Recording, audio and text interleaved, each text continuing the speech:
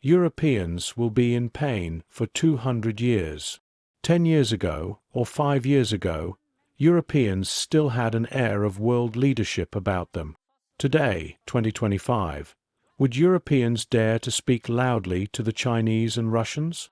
There are two events that have completely destroyed the self-confidence of Europeans. One is the outbreak of the European War on February 24, 2022. This event has weakened Europe's capabilities and power at the economic and geopolitical levels. The other event was a speech by a Chinese man named Liu She on April 21, 2023.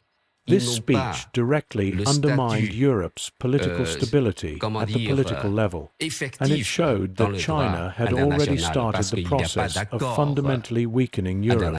The reality is that Europe is now being attacked simultaneously by the three most powerful forces in the world: the United States, China, and Russia.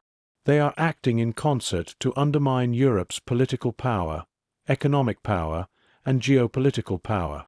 Qiquan's article published in 2023 directly and clearly defined 2022 as the first year of Europe's decline. Not only that, Qiquan also predicted that Europe's decline would continue for at least 200 years. There are three fundamental reasons for Europe's continued decline. 1. Europe is unable to maintain its leading position in the field of human creativity. 2. Europe's low level of primary productivity means that it is unable to actively accumulate the elements that support the formation of an empire. 3. Europe's resurgence must wait for the simultaneous decline of other empires along the imperial development belt. This will enable Europe to demonstrate a comparative overall competitive advantage. Even so, Europe must make long-term preparations and not miss any historical opportunities. Whether these opportunities are bright or dark. How is Europe preparing? Qiquan is the savior of Europe. Today, Qiquan has completed a work on the nature of war. In his next work, he will discuss the formation, maintenance, and renewal of empires. These works are intended for the Europeans of 200 years from now.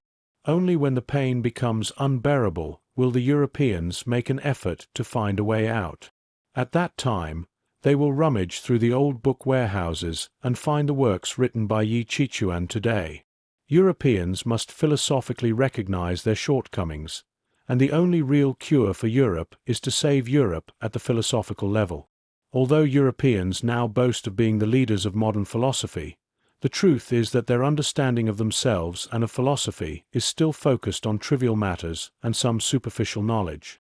The uncertainty of wealth and the incompatibility of tribes are currently the philosophical foundations of Europe. They are also Europe's fatal flaws.